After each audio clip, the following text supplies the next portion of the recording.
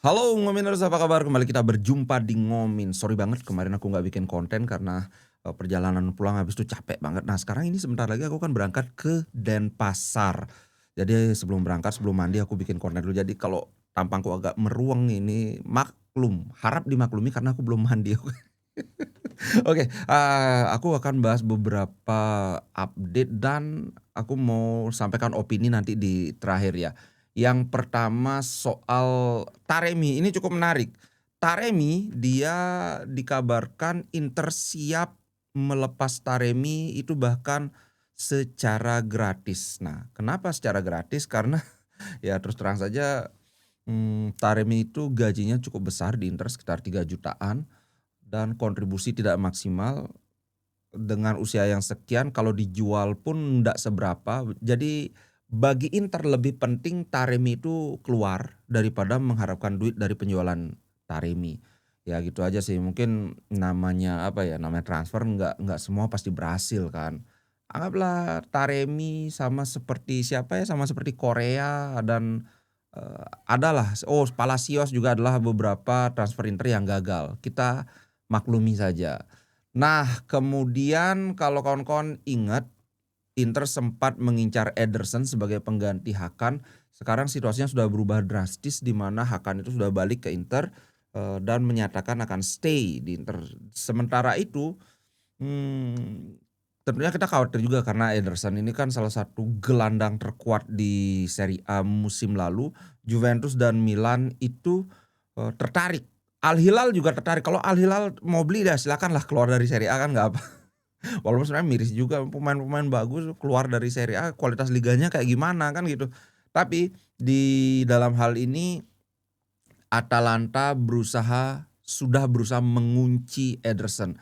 Tentu saja namanya tim Atalanta ini adalah kan a selling team ya, artinya tim yang selalu terbuka untuk menjual pemain bintangnya karena ya namanya tim papan tengah, mereka beda ininya. Prioritas mereka itu tidak sama dengan tim-tim kayak Inter, Juve, Milan di mana kita inginnya itu mendatangkan pemain bintang bukan menjual pemain bintang. Cuman khusus untuk Ederson karena mereka dilaporkan sedikit lagi sudah pasti menjual Lukman ke Inter, nanti akan aku bahas di agak-agak mendekati akhir. Nah, mereka tidak mau lagi kehilangan Ederson, kecuali kalau ada yang memberikan duit yang besar yaitu 60 juta, di atas 60 juta. Aku nggak ngelihat Milan dan Juventus akan bersedia membayar duit segitu gedenya untuk seorang Ederson. So, untuk sementara ini Ederson stay di Atalanta, which is good for us karena, eee apa ya, aku ngelihat di musim depan kayaknya Juventus itu dan Napoli akan menjadi pesaing kuat untuk Scudetto. Kalau Milan lagi nambah atau Juventus lagi nambah, Ederson itu akan menjadi pesaing yang bahkan lebih kuat lagi kan. Tapi dengan Ederson stay di Atalanta ya berkurang sedikit kekhawatiran kita. Nah, ini ada berita yang menarik tentang Pio Esposito. Dikabarkan pelatih Itali Gattuso sudah mulai memantau. Nah, buat kawan-kawan yang kemarin, "Emang Pio Esposito sehebat itu? Jangan-jangan overrated?" Enggak Bro. Kalau kawan-kawan nonton, kurang lebih pasti punya pendapat yang sama tentang potensi dia di masa depan. Kita lihat, potensi ya, kita bicara potensi, bukan dia itu adalah kalau sekarang diadu Pio sama Lautaro, Pio sama bahkan dia bandingkan dengan Vlahovic pun kayaknya masih bagusan Vlahovic jelas itu, bukan kayaknya lagi tapi jelas. Tapi kita ngelihat potensi dengan umur dia yang baru 20 tahun, gitu. Jadi aku rasa dengan formasi 3-4-2-1, memiliki Pio Esposito di depan bukan saja dia hanya akan jadi backup, bahkan sangat mungkin di paruh kedua musim ini, itu sudah akan menjadi rotasi. Artinya Thuram tidak akan selalu jadi pemilik spot inti, apalagi kalau kita lihat penampilan Thuram di paruh kedua musim lalu, yang sepertinya tidak pernah, apa ya, tidak pernah bisa benar-benar lepas dari cedera dia, kayak masih ada beban gitu. Bukan tidak mungkin Pio Esposito akan menyalip nanti, kita lihat aja ya, sekarang masih terlalu dini untuk itu. Tapi kalau untuk antusias, aku rasa sih sah-sah saja begitu. Nah, sekarang kita bahas soal Lukman.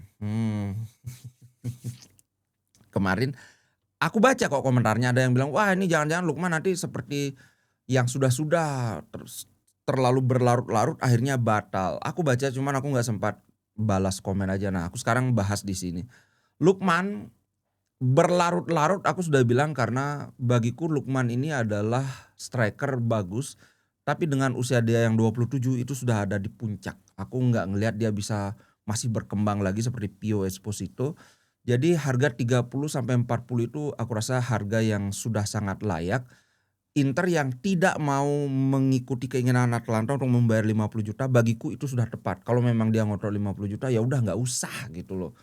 But eh, perkembangan terakhir itu adalah Inter siap menaikkan tawarannya menjadi total 45 juta 45 juta 45 juta di awal minggu depan. Nah, tapi masih ada beberapa simpang siur tentang formulanya. Apakah itu ada yang bilang ini 40 juta tambah 5 juta bonus, ada yang bilang 45 juta cash tambah 5 juta bonus. Aku harap sih yang 40 tambah 5 juta bonus karena seperti aku bilang kalau 50 juta itu kemahalan. Dan ada satu faktor lagi yang kenapa aku kurang kurang antusias kalau Inter memaksain ngambil Lukman seharga sekian, tapi nanti kita bahas.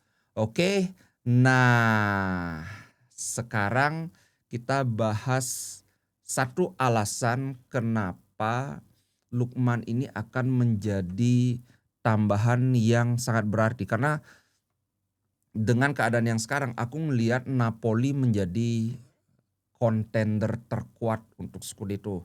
Dengan tambahan Kevin De Bruyne jelas itu faktor yang sangat, ini beda dengan Modric ya. Kalau Modric ke Milan aku terus terang ya biasa aja, tapi Kevin De Bruyne dia kan kalau nggak salah masih 32 tahun atau 31, itu masih ada, aku ngelihat memang musim lalu dia banyak cedera, tapi dengan intensitas Liga Italia yang nggak seubuk-ubuk Liga Inggris, eh, bukan tidak mungkin, bahkan sangat mungkin Kevin De Bruyne akan sangat sangat sangat bersinar. Aduh, bayangkan nanti Kevin De Bruyne berduet dengan Scott McTominay dengan Lobotka sebagai sebagai jangkarnya. Aduh. Nah, aku ngelihat di Inter tidak ada masalah dengan lini tengah, apalagi dengan Hakan yang kembali ya. Cuman masalah Inter itu adalah bagiku di lini depan, dengan berkaca dari musim lalu di mana Arnautovic dan Taremi itu tidak berfungsi. Ya kalau terlalu kejam sih kalau dibilang tidak berfungsi. Bisa dikatakan tidak maksimal lah ya kawan-kawan ngerti lah maksudku. Nah, dengan kedatangan Lukman ini akan memberikan boost yang kuat untuk lini serang Inter. Bagiku kedatangan Anje Yohan Boni ini ndak cukup. Karena kita anggaplah Arnautovic dan Taremi itu kan, Taufik kan udah keluar, Taremi sedang diusahakan dikeluarkan kan. Carboni juga sudah ke Genoa kan ya? Aku lupa kayaknya ke Genoa ya. Udah aku bahas juga transfer uniknya itu. Jadi kita baru punya Esposito dan Anje Yohan Boni di lini depan. Nah, bagiku ini belum cukup untuk nge-boost lini depan Inter. Nah, kalau Lukman masuk, nah ini baru kita bisa ngimbangin Napoli. Itu menurutku ya. Jadi kita lebih bagus dari Napoli di lini depan. Mereka mungkin lebih bagus di lini tengah. De Bruyne, McTominay kan terpilih jadi midfielder of the season player of the season di musim lalu, dan ya memang menurutku sangat layak. Nah, dengan Lukman kita bisa mengimbangi itu gitu loh. Dan ini senada juga dengan hal yang disampaikan oleh Arrigo Sacchi. Dia bilang Sacchi mendukung Lukman untuk membuat perbedaan di Inter. Jadi ya tentu saja ada syarat dan ketentuan berlaku. Apa itu syarat dan ketentuannya? Satu, dia tidak cedera. Dua, ininya berjalan dengan lancar adaptasinya. Bagiku Lukman bermain di belakang striker utama itu perfect banget. Aku membayangkan di depan itu, di ujung tombak itu ada Thuram, atau Esposito, kemudian di belakangnya itu ada Lautaro dengan Lukman. Aku yakin duet Lautaro dengan Lukman ini pasti akan bagus. Lebih bagus dibandingkan duet Lukman dengan, Ketelar di musim lalu. Walaupun ya kita harus akui Lautaro dengan Ketelar ini adalah profil yang berbeda. Kalau Lautaro itu striker yang bisa jemput bola, sedangkan kalau, Ketelar itu kan gelandang serang yang bisa jadi striker kayak gitu. Tapi kemudian kalau kita lihat lagi antara Lukman dan Lautaro ini adalah 2 karakteristik yang bagiku sangat melengkapi dengan satu fox in the box di depan bisa Pio, bisa Thuram.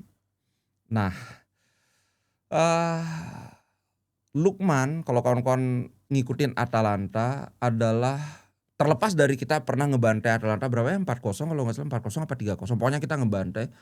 Lukman adalah tipe striker yang kita nggak punya yaitu sprinter, kemudian dribblenya yahut. Kita memang mendatangkan André Ionboni tapi Ionboni ini pemain muda yang menurutku belum matang bener. Lukman ini sudah siap pakai.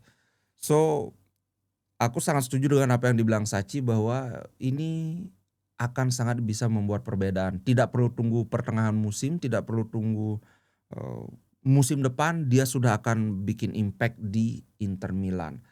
Nah, masalahnya sekarang adalah aku agak khawatir. Sebelum aku bilang aku agak khawatir itu aku akan bridging dengan ini.